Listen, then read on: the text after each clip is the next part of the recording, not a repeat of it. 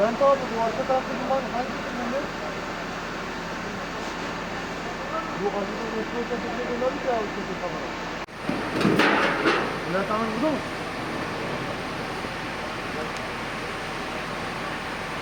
Ben yapıyorum.